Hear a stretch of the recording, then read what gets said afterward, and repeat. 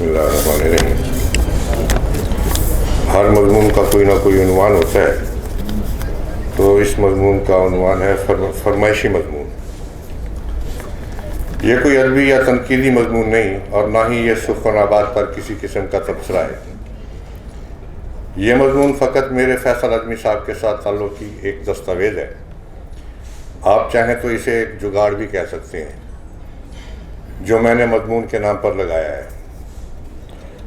मुझसे शायरी तो हो जाती है, भले बुरी हो या बहुत बुरी, लेकिन शायरी पर बात करना मुझे दुनिया का मुश्किल तरीन काम लगता है। सच तो यह है कि शायरी क्या किसी भी मौजू पर मुझसे गुफ्तगू का कहा जाए तो बिलावल की तरह मेरी कांपे टांगने लगती हैं और मैं दो चार टूटे फूटे जुमलों से आगे नहीं बढ़ पाता। इसलिए मुझे लगता है कि गुफ्तगू भी दूसरे फ़नून लतीफ़ा की तरह एक फ़न है और इसकी अज़ियत झेलने वाले किसी भी दूसरे तख्लीक़कार की तरह इस अज़ियत से लुत्फ़ अंदोज़ होते हैं।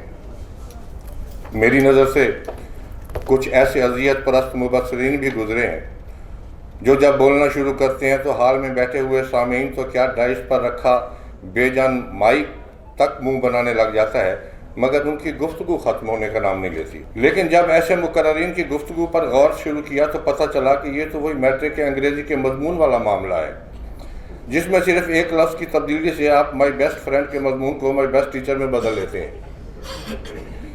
और यहाँ तो कुछ भी नहीं बदलना पड़ता, क्योंकि गुफ्तगू शायरी पर होती है जो आप बरसों से करते चले आ रहे होते हैं। इसलिए किसी ऐसे तासुर से बचने के लिए मैं मज़मून लिख कर लाया हूँ। शायरी, और फिर वो भी फैसल आज़मी जैसे कद काट के शायर की शायरी पर बात करना हर किसी के बस की बात नहीं, और मेरे जैसे मेडिकल साइंस के आदमी की तो बिल्कुल भी नहीं। मगर क्या किया जाए कि ये खुद उनकी ख्वाहिश है कि मैं भी उनकी शायरी पर बात करूं। सो इस मज़मून का जितना भी गुनाह है वो बैंकॉक में बैठे हुए फैसल आज़मी साहब के अपने साथ जाता है। मुझे या आपको परेशान होने की ज़रूरत नहीं। वैसे भी मैंने जो एक दो दोस्तों के लिए मज़ामीन लिखे हैं, अगर वो आज़मी साहब की नज़र से गुज़रे होते तो वह ऐसी गलती कभी ना करते। मगर मुझे उम्मीद है कि बाकी अहबाब जो मज़ामीन पढ़ेंगे वो इस गलती का किसी न किसी हद तक अदालत ज़रूर कर देंगे। मेरे इस मज़मून की अहमियत सिर्फ इतनी है कि मैंने एक दोस्त की ख्वाहिश पूरी की है, जिसे इस बात का बिल्कुल अंदाज़ा नहीं कि उसकी ये ख्वाहिश कोई गुल भी खिला सकती है।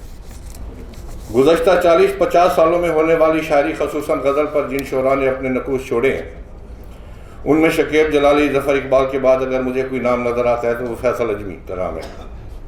ये फ़हरिस्त नामुकम्मल है कि फ़ेसबुक पर आपको जॉन एलिया के अंदाज़े सुकून और सरवत हुसैन की खुदकुशी को ग्लोरीफाई करने वाले भी मिल जाएंगे। शायद किसी के नज़दीक इन 3 नामों के अलावा भी कुछ नाम हो, मगर मेरा आज तक का सच यही है। फ़नून लतीफ़ा से मेरी दिलचस्पी 5वीं-6वीं क्लास से ही ज़ाहिर होना शुरू हो गई थी, जिसमें मसवरी, अदाकारी, गुलकारी और शायरी सब कुछ शामिल था। अदाकारी का शौक़ एंगलवर्ड मेडिकल कॉलेज के स्टेज ड्रामों में पूरा होने लगा, गुलकारी दोस्तों की महफिलों में, और मुसवरी अंदरून खाना कहीं दबी रह गई, जो बाद में सारी की सारी बेटी को मुंतकिल हो गई, जो इंशाअल्लाह अनकरीब उसके फ़न पारों की नुमाइश की सूरत में ज़ाहिर होने वाली है। शायरी भी गैर संजीदा तौर पर साथ साथ चलती रही, कभी मज़ाहिया, कभी इश्किया तो कभी इनकलाबी। अक्सर शुरा कराम ये सच छुपाते हैं और ऐसा ज़ाहिर करते हैं कि जैसे वो शायरी माँ के पेट से सीख कर आए, मगर मुझे ऐसा कोई कम्प्लेक्स नहीं है। मैंने गालिब और फैसल को पढ़कर सीखा है काम कदीमी जारी रखना नए करीनों से। लाहौर में यूनुस भट्ट से दोस्ती हुई जब मैं किंगरवर्ड में था, तो फ़नून के दफ्तर भी आना जाना शुरू हुआ, जो तब बरूम हॉस्टल की पुश्त पर वाक़ई एक कमरे में था। अगरचे पहले भी मैं शायरी तवातर से पढ़ता रहता था और मुख्तलिफ शुरा की शायरी का मैंने अच्छा खासा ज़ख़ीरा भी कर रखा था। मगर फ़नून के दफ्तर से राह रस्म के बाद मैंने फ़नून को मुस्तकिल बुनियादों पर पढ़ना शुरू किया। शायरी के सफ़ात पर बहुत बड़े बड़े नाम होते, हर तरह की शायरी का ज़ायका मौजूद होता, मगर एक ज़ायका ऐसा था जिसका नशा मुझे हीरोइन की तरह लग गया, और वो ज़ायका था फैसल आज़मी की गज़ल का, जो 5 या 7 शेरों पर मुश्तमिल होती।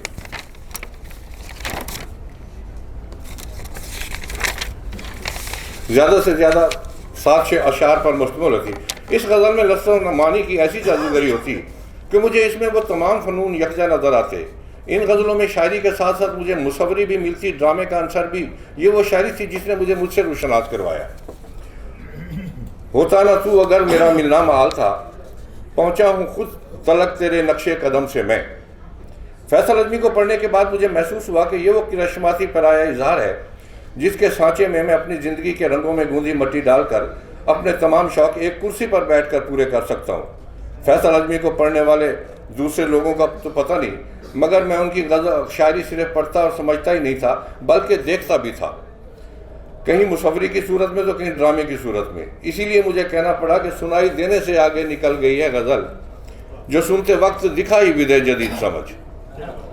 فیصل اعظمی کے ایسے بے شمار اشعار ہیں جن میں شاعری کے ساتھ ساتھ مجھے ڈرامے کی کار فرمائی بھی نظر آتی ہے۔ فرار کا کوئی رستہ نہ تھا کہاں جاتا، وہ شخص مار کے مجھ کو چھپا رہا مجھ میں۔ وجود تھا کہ کوئی رقص گاہ تھی فیصل، تمام عمر کوئی ناچتا رہا مجھ میں۔ یوں نہ اندازے پہ اندازہ لگا، اجنبی آہٹ ہے دروازہ لگا۔ سوچتا ہی رہتا ہوں وہ جہان کیسا ہے، دوسری طرف سے یہ آسمان کیسا ہے۔ یہ اشعار دیکھیں، کیا یہ منظر کشی شاعری کے ساتھ ساتھ مصوری نہیں؟ دھند کے گہرے سمندر سے گزر آیا میں، سب نے دیکھا مجھے خود کو بھی نظر آیا میں۔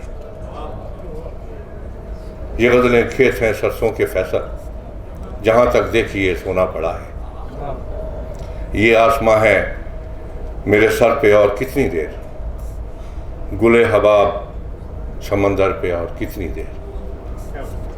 ان دنوں میرے لیے فنون کا انتظار کسی جادو جان لیوا تکلیف سے کم نہیں ہوتا تھا۔ میں وہ 3-4 ماہ عجیب کر میں گزارتا جن میں مجھے فنون کے اگلے شمارے کا انتظار ہوتا، ساتھ میں یہ دھڑکا بھی ہر جاں بنا رہتا کہ پتہ نہیں آنے والے شمارے میں فیصل اعظمی کی کوئی غزل ہوگی بھی یا نہیں۔ اس کرب کی شدت کو کم کرنے کے لیے میں نے فنون کے گزشتہ شمارے ڈھونڈ کر پڑھنا شروع کر دیے، اور پھر رفتہ رفتہ فیصل اعظمی کی کتابیں منظر عام پر آنے لگیں۔ خواب، شام، مراسم 5-7 سال کے عرصے میں اوپر نیچے آئیں، اور ہر نئی کتاب نے ان کے اعتبار میں اضافہ کیا۔ یہ وہ دور تھا جب فیض احمد، ندیم قاسمی، خالد احمد فراز، ظفر اقبال، افتخار عارف، منیر نیازی، عظیم ہاشمی، عبید اللہ علی، محسن نقوی، امجد اسلام امجد، سلیم کوثر اور بھی کئی معتبر نام ادبی افق پر اپنی آب و تاب دکھا رہے تھے، مگر اس دور کے تمام تر مقبول شعراء کی موجودگی میں انہوں نے اپنا ایک الگ نام اور مقام انتہائی پائیدار بنیادوں پر بنایا، اور اپنی شاعری کے محل میں ہر اینٹ اپنے الگ انداز سے رکھی جو صرف انہی کا خاصہ ہے۔ اسی لیے تو شاید انہیں کہنا پڑتا ہے کہ شام سے صبح تلک کوزہ گری ہوتی ہے، شام سے صبح تلک کوزہ گری ہوتی ہے، رات ٹوٹے ہوئے کوزوں سے بری ہوتی ہے۔ اس شعر میں بھی مجھے وہ منظر صاف دکھائی دے رہا ہے جہاں کوزہ گر کوزے بناتا ہے اور پھر انہیں توڑ کر پھینک دیتا ہے کہ اس سے اس کے مطلب کا کوزہ نہیں بن پا رہا، یا پھر چاک پر مٹی وہ وجود اختیار نہیں کر سک رہی جو کوزہ گر اسے دینا چاہتا ہے۔ سخن سازی کی مشقت کو اس طرح متشکل کرنا کہ پڑھنے والے کو کمرے کا فرش کاغذ کا ذکر نہ ہونے کے باوجود بھی موڑے توڑے کاغذوں سے بھرا نظر آئے، ڈرامہ اور مصوری نہیں تو کیا ہے۔ نیا کہنا اور سب سے الگ کہنا میں نے چند شعراء میں دیکھا ہے، اور وہ بھی سلیس اردو میں۔ ان شعراء میں فیصل اعظمی صاحب کا نام مجھے سر فہرست نظر آتا ہے۔ فیصل اعظمی صاحب نے تلازمہ کاری کو جس فنکارانہ مہارت سے اس کی انتہائی حدوں پر جا کر برتا ہے، انہوں نے اس آرٹ کو بھی ایک سائنس بنا دیا ہے۔ سچ کہوں تو کہیں وہ مجھے شاعری کے آئنسٹائن لگنے لگتے ہیں، اور ویسے بھی فزکس میرے نزدیک ایک طرح کی شاعری ہی تو ہے۔ جس طرح شاعر ذہن میں ابھرنے والے دھندلے نقوش کو لفظوں کا جامع پہنا کر شعر بناتا ہے، اسی طرح فزسسٹ بھی اپنی سوچ سے ان ستونوں میں نقب لگانے کی کوشش کرتا ہے جن پر کائنات کی یہ عمارت کڑی ہے، اور پھر ان میں سے کبھی گریویٹی نکال لاتا ہے تو کبھی بلیک ہول۔ اعظمی صاحب کی یہ اشعار دیکھیں اور خود فیصلہ کریں۔ حرف اپنے ہی معنی کی طرح ہوتا ہے، پیاس کا ذائقہ پانی کی طرح ہوتا ہے، میں بھی رکتا ہوں مگر ریگے رواں کی صورت، میرا ٹھہراؤ روانی کی طرح ہوتا ہے۔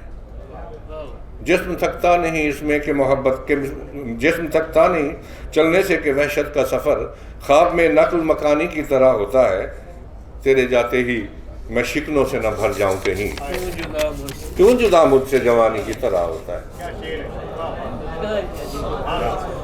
چاند تیرے جاتے ہی میں شکلوں سے نہ بھر جاؤں کہیں، کیوں جدا مجھ سے جوانی کی طرح ہوتا ہے، چاند ڈھلتا ہے تو اس کا بھی مجھے دکھ فیصل کسی گمگشتہ نشانی کی طرح ہوتا ہے۔ فیصل اجمی کی شاعری ایک 3D فلم کی طرح ہے، اسے بھی وہ خاص اینک لگا کر پڑھنا پڑتا ہے جو 3D فلم کو دیکھنے کے لیے لگائی جاتی ہے، ورنہ اس شاعری سے صحیح معنوں میں لطف اندوز نہیں ہو سکتے۔ میرے غالب سے عشق کی طرح یہ عشق بھی غیبانہ ہی رہتا اگر مجھے ایک دن قمر رضا شہزاد کا فون نہ آتا اور وہ مجھے فیصل اجمی صاحب کا نمبر دے کر یہ نہ کہتے کہ ڈاکٹر صاحب کافی عرصے بعد فیصل اجمی صاحب پاکستان آئے۔ میری ان سے بات چیت ہوئی تو پوچھنے لگے کہ نئے لکھنے والوں میں آج کل کون اچھا لکھ رہا ہے، تو میں نے آپ کا نام لیا۔ وہ خود بھی آپ کو فون کر لیتے مگر سینئر ہونے کے ناطے میں نے مناسب نہیں سمجھا، جب آپ کے پاس وقت ہو تو آپ ان کے ساتھ بات کر لیجیے گا۔ اس رات فیصل اجمی صاحب کے ساتھ میری پہلی مرتبہ بات چیت ہوئی اور وہ جب تک پاکستان رہے ہم تقریباً روزانہ کی بنیادوں پر رابطے میں رہے۔ اسی دوران ان کی شاعری کے 2 مجموعے سمندر اور درویش ہے جو دونوں ان کی پہلی تینوں کتابوں سے ہٹ کر تھے۔ معیار اگرچہ وہی تھا مگر مزاج خاصا مختلف۔ شاید زندگی نے شاعرانہ ماحول سے گم شدگی کے ان 7-8 سالوں میں ان کی جھولی میں اذیت کی ریت بھر دی تھی، اذیت کی اتنی ریت بھر دی تھی کہ وہ مجھے جا بجا اس ریت کو چھانتے نظر آئے۔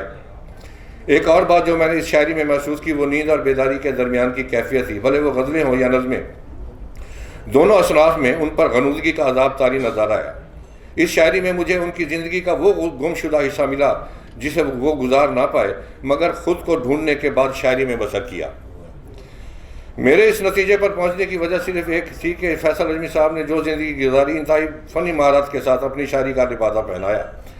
یہ شعر دیکھیں، میں نے دنیا سے محبت تو کبھی کی ہی نہیں، میں نے دنیا سے محبت تو کبھی کی نہیں، وہ تو ایک ضد تھی کہ پا کر اسے ٹکرانا ہے۔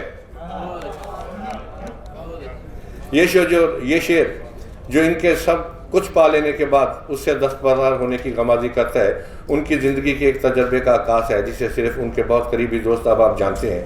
میرا یہ ماننا ہے کہ آپ تر و تازہ شاعری کر ہی نہیں سکتے جب تک آپ اپنی زندگی کے تجربات کو اس کا حصہ نہیں بناتے، اور فیصل اجمی صاحب کی نظمیں اس کا منہ بولتا ثبوت ہے۔ جب ان کے افسانوں کا مجموعہ سونامی آیا تو اس میں انفراد جو ان کی طبیعت کا خاصہ ہے اپنے جوبن پر تھا، اگرچہ وہ تمام افسانے میں نے چھپنے سے پہلے ہی پڑھ چکا تھا، کیونکہ وہ جو افسانہ لکھتے مجھے فون پر سناتے یا 4-5 افسانے اکٹھے ہو جاتے تو ڈاک کے ذریعے بھیج دیے دیتے، جو ان دنوں مختلف جرائد میں چھپتے رہے، خصوصاً الحمرا لاہور میں۔ پھر فیصل اجمی صاحب سے رابطہ ٹوٹ گیا اور پتہ چلا کہ وہ بینکاک چلے گئے ہیں۔ میں نے فیس بک خاصی دیر کے بعد استعمال کرنا شروع کی جبکہ فیصل اجمی صاحب اس پر بہت پہلے سے موجود تھے۔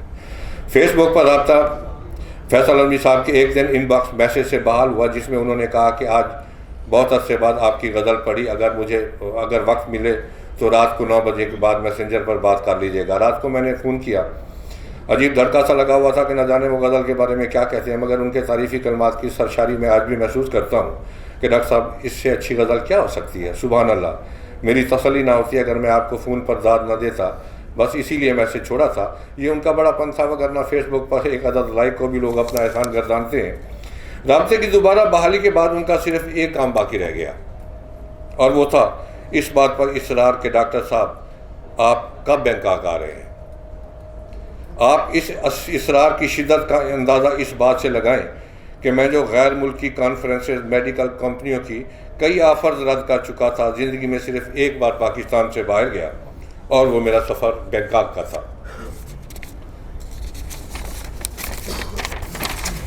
ایئرپورٹ پر مجھے لینے کے لیے وہ خود موجود تھے۔ انہوں نے کہا ڈاکٹر صاحب میری زندگی میں آپ دوسرے شخص ہیں جسے میں ایئرپورٹ پر خود لینے آیا ہوں، ورنہ میں اپنے بھائی یا کسی دوست کو بھیج دیتا ہوں۔ شاید میں ان کی اس بات پر یقین نہ کرتا اگر اجمی صاحب وہاں کار پارک میں اپنی کار ڈھونڈنے میں پورا 1 گھنٹہ نہ لگا دیتے۔ میں فیصل اجمی صاحب کے ساتھ گزارے گئے 6-7 دن ایک الگ داستان ہے، اگر موقع ملا تو وہ پھر کسی وقت سناؤں گا کس طرح انہوں نے مجھے روزانہ نئے تحائف کی مار کر ہلکان کر دیا۔ آخر میں بس اتنا کہوں گا کہ سخن آباد کے جواز کے لیے یہ ایک شعر ہی کافی ہے جو میرے خیال میں ان کے کسی مجموعہ کلام میں شامل نہیں، سب ایک ساتھ ہوں گے یہ آب و سراب ختم کیا بات جب میری پیاس گھونٹ بھرے گی زمین کا کیا بہت بہت شکریہ تھینک یو